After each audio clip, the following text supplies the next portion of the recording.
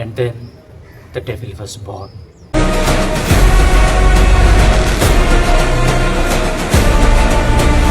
నిద్రపోయినప్పుడు నా కల్లోకి నేను చంపిన వాళ్ళ ముఖాలు రావు,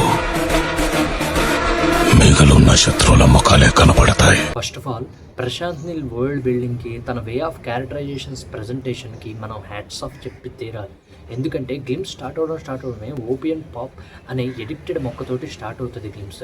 ఈ ఓపియన్ పాప్ అనే మొక్క 200 years నుంచే ఉండేదంట. బ్రిటిషర్స్ మన ఇండియాని పరిపాలించేటప్పుడు ఇండియాలో ఓన్లీ 2 దేశాలే ఈ ఓపియన్ పాప్ మొక్కని పండించేవి. అందులో ఒకటి ఆఫ్ఘనిస్తాను, ఇంకోటి గోల్డెన్ ట్రయాంగిల్.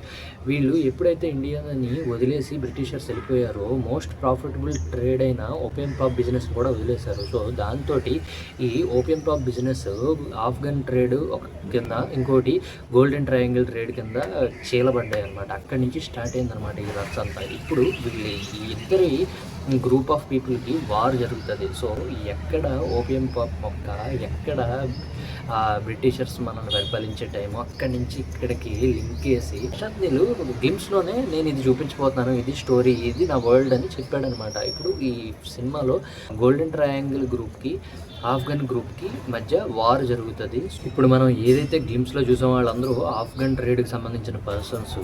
వాళ్ళు ఏమన్నా ఉన్నారా బాబు, ఒక్కొక్కళ్ళు మనుషులను తినేసేలా ఉన్నారనమాట వాళ్ళ వాటలు అవి చూస్తుంటే.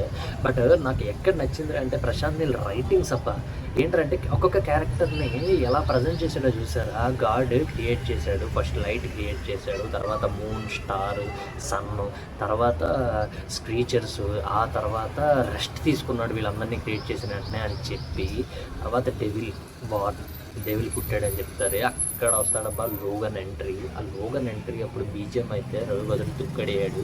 ఇంకా నాకు ఎస్పెషల్లీ ఆ బ్లాక్ బనియన్ లుక్లో జూనియర్ ఎన్టీఆర్ చాలా టెరిఫిక్గా ఉన్నాడబ్బా.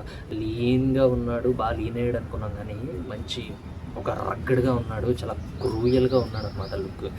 బట్ నాకు వచ్చిన ఒకే ఒక ప్రాబ్లం ఏంటంటే వాయిస్ డెలివరీ, వాయిస్ మాడ్యులేషన్ కూడా అలాగే ఉంటుందన్నమాట. జైలవకుశ ఆ వార్లో ఎలా అయితే గంగురుగా మాట్లాడాడో అలాగే మాట్లాడాడు. ఇందులో కూడా కొంచెం వాయిస్ మార్చుంటే బాగుందని అనిపించింది నాకు. That's it guys. But Logar తను ఆఫ్ఘన్కి చెందిన ఒక నాయకుడు. ఇప్పుడు అట్ ద సేమ్ టైం ఇప్పుడు ఆఫ్ఘన్ గేమ్స్ మాత్రమే వచ్చింది ఆఫ్ఘన్ ట్రేడ్కి సంబంధించిన. బట్ గోల్డెన్ ట్రయాంగిల్ ట్రేడ్ కూడా వస్తుంది. మేబీ అందులోనే డ్రాగన్ ఉంటాడేమో, అది కూడా జూనియర్ ఎన్టీఆర్ఏ అవ్వచ్చు అని నాకు ఫీలింగ్ అబ్బా. మీకేమనిపిస్తుంది గేమ్స్ చూసినండి?